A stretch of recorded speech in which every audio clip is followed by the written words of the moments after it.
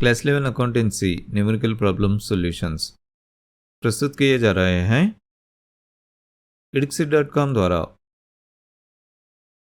इस वीडियो में हम प्रदान करने वाले हैं regarding of transactions 1 accounting equation problem 2 solution. हमारा प्रॉब्लम स्टेटमेंट है prepare accounting equation from the following. निम्नलिखित से अकाउंटिंग इक्वेशन तैयार कीजिए। A Kunal started business with cash 2,50,000 rupees. Kunal ने 2,50,000 रुपीज़ नकद से बिजनेस शुरू किया। B he purchased furniture for cash 35,000 rupees. उसने 35,000 नकद में फर्नीचर खरीदा। C he paid commission 2,000 rupees. उसने 2,000 रुपये कमीशन दिया। D he purchased goods on credit 40,000 rupees. उसने 40,000 रुपये क्रेडिट में माल खरीदा। E he sold goods costing 20,000 rupees for cash 26,000 rupees. उसने 20,000 रुपये लागत का माल 26,000 रुपये नकद में बेचा। अकाउंटिंग इक्वेशन तैयार करने के लिए इनमें से प्रत्येक ट्रांजैक्शन के विश्लेषण के साथ आगे बढ़ने से पहले आइए पहले अकाउंटिंग इक्वेशन टेबल का फॉर्मेट तैयार करें। आइए ट्रांजैक्शन या ट्रांजैक्शन नंबर लिखने के लिए एक कॉलम बनाएं। आइए एसेट्स के लिए कॉलम्स का एक समूह बनाएं।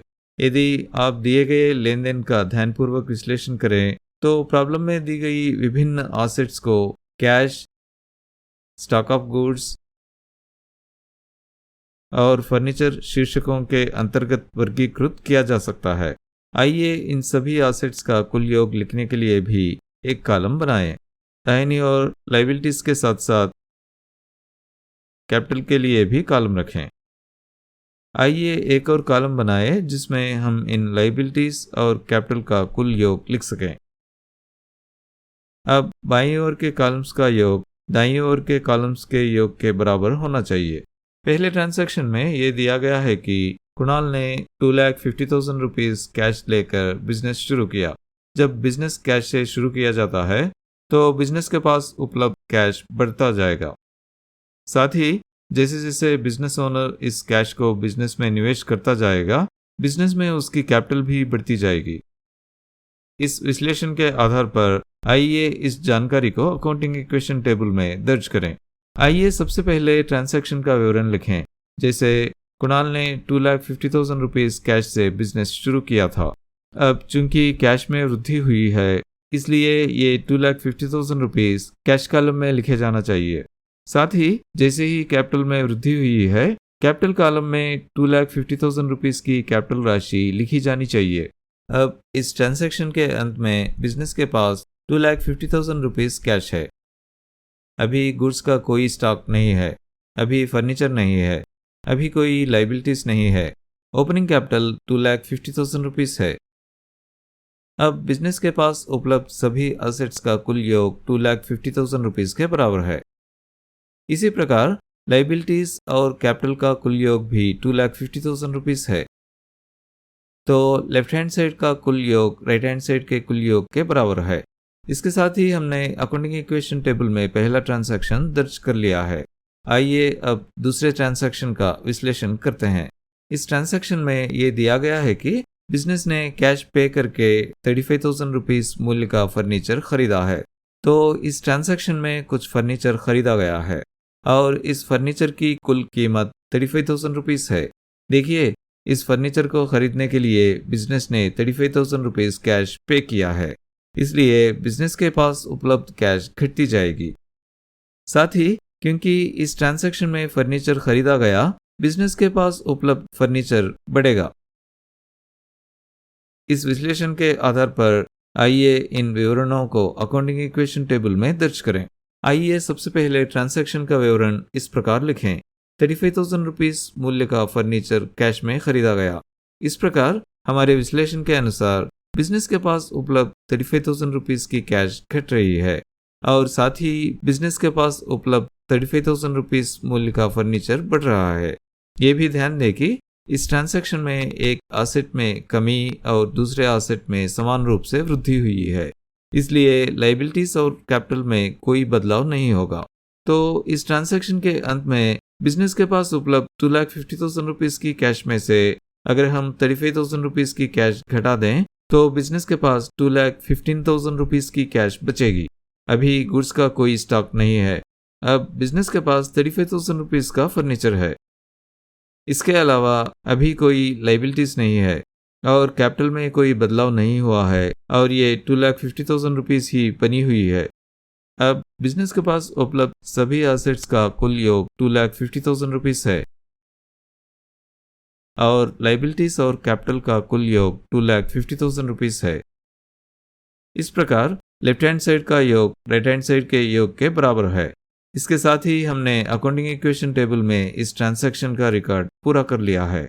अब अगले ट्रांजैक्शन पर विचार करते हैं। इस ट्रांजैक्शन में बिजनेस ने 2,000 रुपीस का कमीशन दिया है। देखिए, जब तक अन्यथा ना कहा जाएगा, हम मानते हैं कि सभी पेमेंट्स केवल कैश में ही किए गए हैं। अतः हम मान सकते हैं कि ये कमीशन कैश में दिया गया है। अतः कमीशन का पेमेंट करने के बाद बिजनेस के पास उपलब्ध कैश कम हो जाएगी। साथ ही चूंकि कमीशन एक एक्सपेंस है, इसलिए बिजनेस की कैपिटल भी कम होती जाएगी।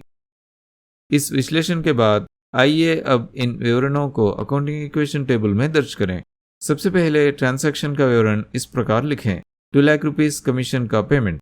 अब कमीशन के पेमेंट से कैश में 2,000 रुपीस की कमी आएगी। साथ ही इस कमीशन के पेमेंट से कैपिटल में भी 2,000 रुपीस की कमी आएगी। तो इस ट्रांजैक्शन के अंत में अगर हम 2,15,000 रुपीस की कैश में से 2,000 रुपीस घटा दें तो बिजनेस के पास अभी भी 2,13,000 रुपीस की कैश बचेगी। अभी गुड्स का कोई स्टॉक नहीं है, फर्नीचर में कोई बदलाव नहीं हुआ है और ये 35,000 रुपीस ही रहेगा। अभी कोई लाइबिलिटीज नहीं है। 2,50,000 रुपीस की मौजूदा कैपिटल में से अगर हम 2,000 रुपीस घटा दें तो शेष कैपिटल 2,48,000 रुपीस रह जाएगी। अब बिजनेस के पास उपलब्ध सभी एसेट्स का कुल योग 2,48,000 रुपीस है।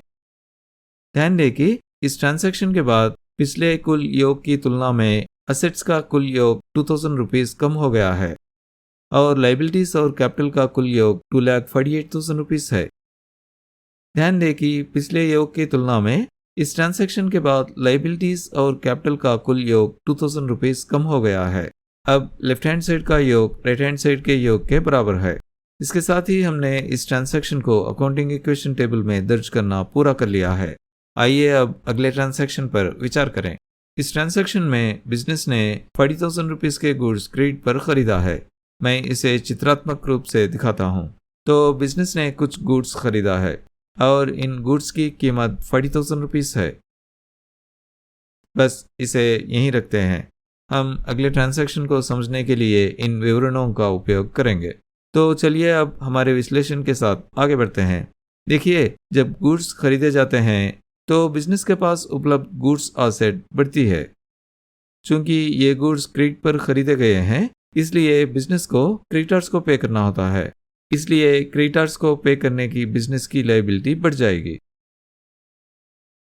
इस विश्लेषण के आधार पर आइए अब इस ट्रांजैक्शन को अकाउंटिंग इक्वेशन टेबल में दर्ज करें। आइए सबसे पहले ट्रांजैक्शन का विवरण इस प्रकार लिखें। 40,000 रुपीस मूल्य के गुड्स क्रेडिट पर खरीदे गए। इस प्रकार बिजनेस के पास उपलब्ध गुड्स का स्टॉक 40,000 रुपीस बढ़ जाएगा। साथ ही चूंकि ये गुड्स क्रेडिट पर खरीदे गए हैं, इसलिए बिजनेस की लायबिलिटीज भी 40,000 रुपीस बढ़ जाएंगी। इसलिए इस ट्रांजैक्शन के अंत में बिजनेस के पास उपलब्ध कैश अभी भी 2,13,000 रुपीस होगी। बिजनेस के पास अब 40,000 रुपीस मूल्य के गुड्स का स्टॉक है। बिजनेस के पास उपलब्ध फर्नीचर एसेट में कोई बदलाव नहीं हुआ है और ये 35,000 रुपीस ही रहेगी। राइट हैंड साइड में बिजनेस की लायबिलिटीज अब 40,000 रुपीस होंगी। कैपिटल में कोई बदलाव नहीं हुआ है और ये अभी भी 2,48,000 रुपीस ही रहेगा। अब बिजनेस के पास उपलब्ध सभी एसेट्स का कुल योग 2,88,000 रुपीस होगा।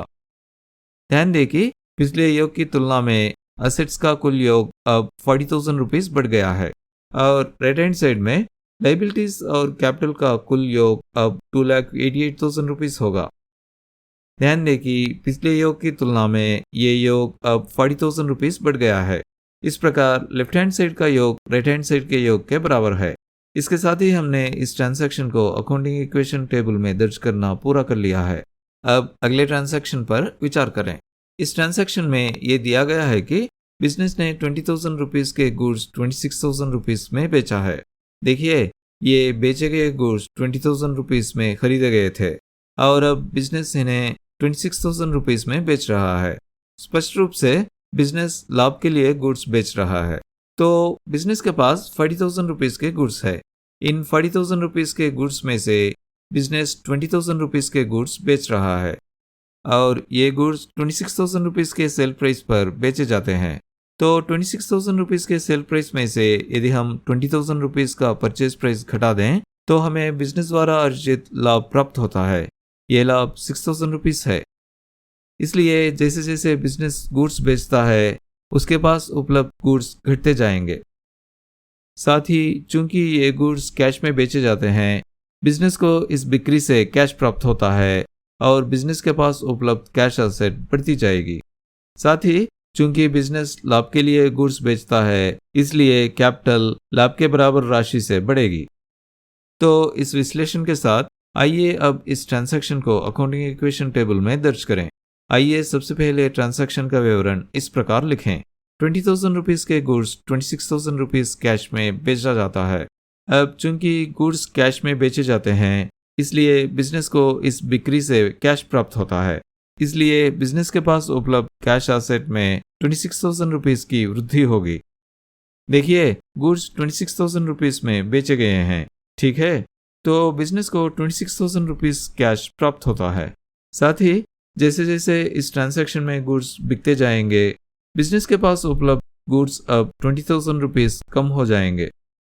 देखिए, हमें गुड्स का कॉस्ट कम करनी चाहिए, बिक्री मूल्य नहीं, क्योंकि 20,000 रुपीज़ के गुड्स बिक चुके हैं। मैं दोहराता हूँ, हमें 20,000 रुपीज़ का कॉस्ट कम करना चाहिए, ना कि 26,000 रुपीज़ का बिक्री मूल्य। साथ ही चूंकि बिजनेस को इन गुड्स की बिक्री से 6,000 रुपीज़ का लाभ हुआ है, इसलिए बिजनेस की कैपिटल 6,000 रुपीज़ बढ़ जाएगी। इस ट्रांजैक्शन के अंत में 2,13,000 रुपीज़ की मौजूदा कैश में यदि हम प्राप्त 26,000 रुपीज़ की कैश जोड़ दें तो बिजनेस के पास अब 2,39,000 रुपीज़ की कैश होगी। और 40,000 रुपीज़ के मौजूदा गुड्स के स्टॉक में से यदि हम बेचे गए गुड्स की कीमत जो 20,000 रुपीज़ है घटा दें तो बिजनेस के पास अब 20,000 रुपीज़ के गुड्स होंगे। फर्नीचर में कोई बदलाव नहीं होगा और वो 35,000 रुपीज़ ही रहेगा। अब राइट हैंड साइड में लायबिलिटीज में कोई बदलाव नहीं हुआ है और ये 40,000 रुपीज़ ही रहेगी।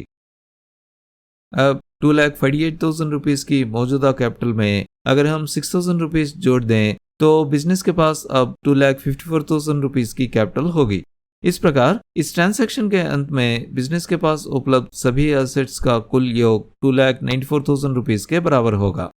ध्यान दें कि पिछले कुल योग की तुलना में अब ये कुल योग 6,000 रुपीज़ बढ़ गया है और लायबिलिटीज और कैपिटल का कुल योग 2,94,000 रुपीज़ होगा।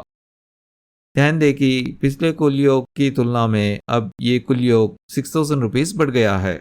इस प्रकार लेफ्ट हैंड साइड का योग राइट हैंड साइड के योग के बराबर है। इसके साथ ही हमने इस ट्रांजैक्शन को अकाउंटिंग इक्वेशन टेबल में दर्ज करना पूरा कर लिया है। तो इसके साथ ही हमने अकाउंटिंग इक्वेशन टेबल में सभी ट्रांजैक्शंस की रिकॉर्डिंग पूरी कर ली है। अब अंत में एसेट्स, कैश, गुड्स और फर्नीचर के योग के बराबर है। ये 2,39,000 रुपीज़, 20,000 रुपीज़ और 35,000 रुपीज़ के योग के बराबर है। इन सबको जोड़ने पर हमें 2,94,000 रुपीज़ मिलते हैं। अब बिजनेस की कुल लायबिलिटीज 40,000 रुपीज़ की हैं और बिजनेस की कैपिटल 2,54,000 रुपीज़ है। लायबिलिटीज और कैपिटल का कुल योग 2,94,000 रुपीज़ के बराबर है। तो अब हम कह सकते हैं कि एसेट्स लायबिलिटीज और कैपिटल के योग के बराबर है। दूसरे शब्दों में 2,94,000 रुपीज़ के एसेट्स, 40,000 रुपीज़ के लायबिलिटीज और 2,54,000 रुपीज़ की कैपिटल के योग के बराबर है। इसके साथ ही हमने अकाउंटिंग इक्वेशन प्रूव कर दिया है और इसी के साथ हम इस प्रॉब्लम के सॉल्यूशन के अंत तक पहुंच चुके हैं। आप इस वीडियो को यहाँ तक देखने के लिए थैंक यू वेरी मच। हमने स्टूडेंट्स को इफेक्टिव और एफिशिएंट लर्निंग सॉल्यूशंस देने के लिए edxit.com को स्टार्ट किए हैं। हमारे सारे वीडियोस देखने के लिए इस चैनल को ज़रूर सब्सक्राइब कीजिए।